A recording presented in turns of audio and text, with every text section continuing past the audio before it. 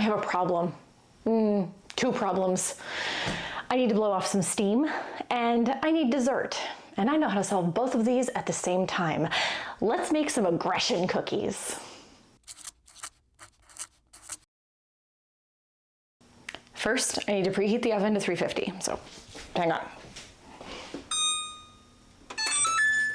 All right, while we wait for that to preheat, here are the ingredients you're gonna need.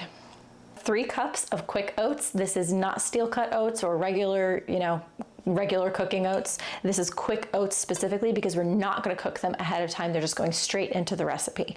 I also have a 1.5 cups of brown sugar. You'll notice that it is still in the shape of the cups that I packed it in. If your recipe doesn't specify, it needs to be packed. I also have a 1.5 cups of salted butter. The recipe does say margarine. We use butter in these parts. I also have 1 cup of mini chocolate chips, a 1.5 cups of regular all-purpose flour, and a 1.5 teaspoons of baking powder. Not baking soda, that's different. Now, the recipe does not call for the mini chocolate chips. They are an addition that I decided I needed because obviously. While we are waiting for the oven to sing the song of its people, we are going to take off our jewelry because we're getting our hands in all of this and washing the hands. Yes. A few moments later. This recipe is affectionately known as a plop and stir, which means we plop all of our stuff into one bowl and then we stir it, except we're not actually gonna stir it. More on that in a second. But yeah, couldn't be easier, which is great, especially when you're annoyed.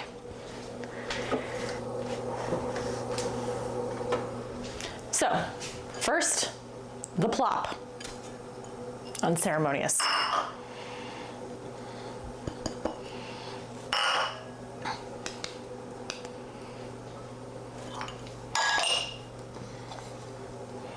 Oh, did not plan for this. Wait, okay. All right. I'm gonna stir in the chocolate chips at the end. But see, we're not gonna mix it because the directions say, and I quote, mix all the ingredients into a large bowl. Now mash it, knead it, pound it. The longer and harder you mix, the better it tastes. Roll dough into small balls and bake at 350 for 10 to 12 minutes. Okay.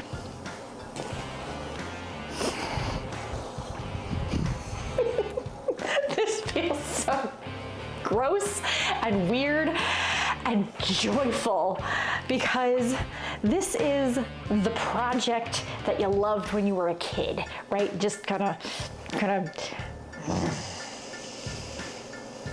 and you squeeze it and you just mix it all together, okay? Now, the butter is softened. It's gonna be at room temperature. It's gonna make it a little bit harder to just, squeeze the life out of it.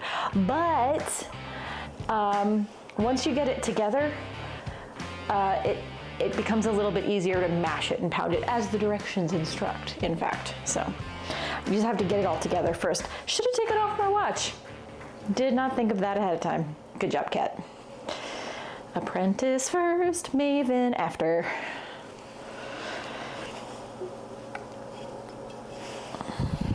All these chunkies that you're seeing are the squares of butter that I'm trying to get mixed into the drier ingredients.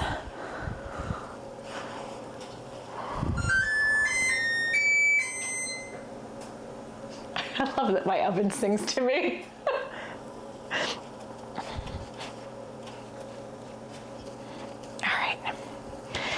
See, it's starting to get to the texture.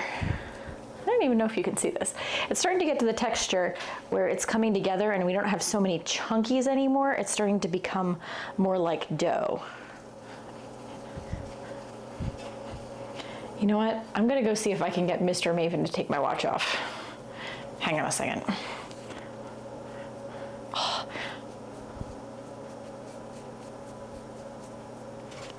Yeah. Okay, I got through a little bit more of the mixing, but this is kind of what we're dealing with now. It's still kind of crumbly. it shouldn't be this stage when we go to bake it. So now is when you get to work out some of that frustration, if you have any, or if you have someone in the house, I don't know, your kids who are having a little bit of a temper tantrum, great project for them.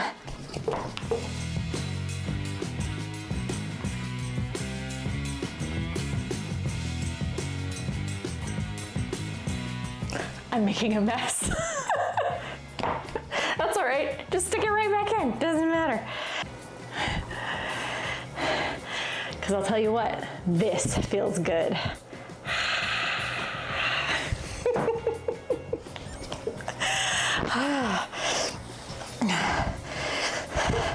I'm just gonna continue on this for a while.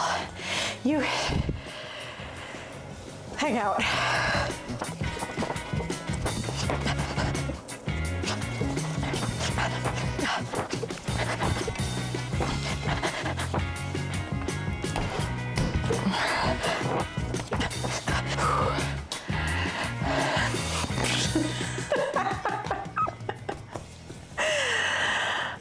All right, I'm not done kneading yet, but now is the time that I'm gonna put in the mini chocolate chips. So this is what we look like, this is what we're dealing with. It's still not quite all the way there, but it is sticking together more like a dough would. So you can kind of squeeze it and it does that. It doesn't crumble as much, but you still have some of these crumblies down here. It's not quite there yet. So I'm gonna pour the chocolate chips in and mix those in too.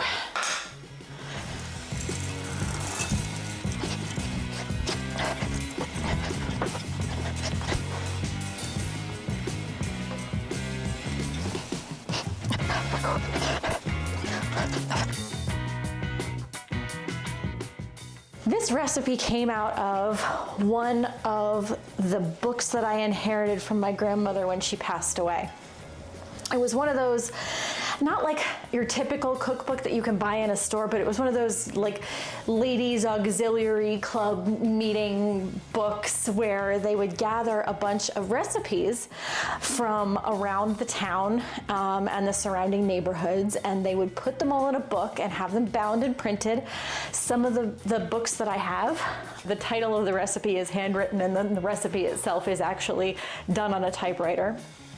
And some of them are actually printed as if they took it to a professional printer service to have it printed.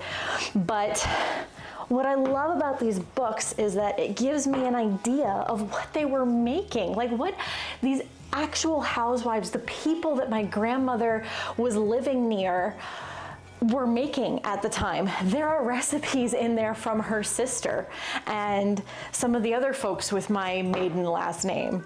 Maiden name? Yeah, maiden name. And it's just an amazing look into my family history. And I treasure those recipes. This one was submitted by a lady named Pat B. And boy, Pat B knew what she was doing, I'll tell you what. She's mad at somebody. All right, now we've gotten to the point where I can more or less make one cohesive ball, kind of like that. You got a little bit of crumblies here and there. I'm gonna call that done. So now we roll it out and put it onto the trays to bake. So I have my cookie sheets lined in parchment paper, and you don't need to scoop them. You absolutely can if you want to, but I don't. I just kind of say, yeah, that much. And then I kind of try and replicate the same amount. I don't remember if these spread or not, but I'm just gonna like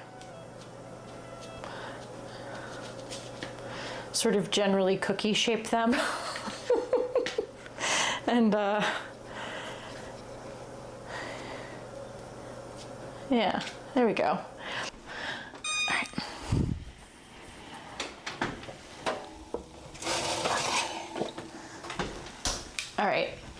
answer is yes, they spread a little bit.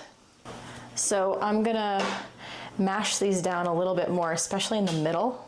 Looks like they kind of puff up in the middle and they get flat on the sides. So I'm gonna do a little depression in the middle and hope that helps a little bit. Be too close together? Nah, don't care. It's fine. Don't care. It's fine. Once I get this tray into the oven, I'm gonna allow that one plenty of time to cool. And while it does, I'm gonna beat the snot out of this a little bit more, just to, you know, for flavor. Yeah, flavor.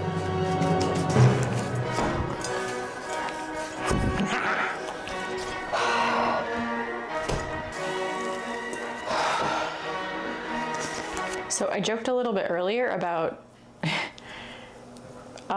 kneading it again for flavor, but actually these are forming into the balls a lot better than the previous trays.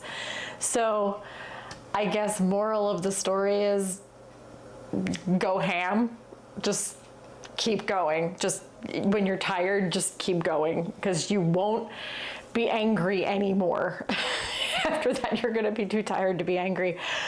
But yeah, it also looks like it's a darker color too, which says to me that maybe the flour and the brown sugar have absorbed more of the moisture from the butter. That's my theory. Yeah, it's a better texture. It feels more like a cohesive dough. It's not quite as crumbly. Not that those were particularly crumbly, but it's just, they really needed an extra, like, I don't know, 5 minutes of kneading. And by kneading, I mean, well, you saw. This is a good project to do with people in your household. If anybody, you know, either doesn't know how to bake or doesn't have a lot of confidence with baking, or if you're one of those people that has kids. A little longer than a few minutes later.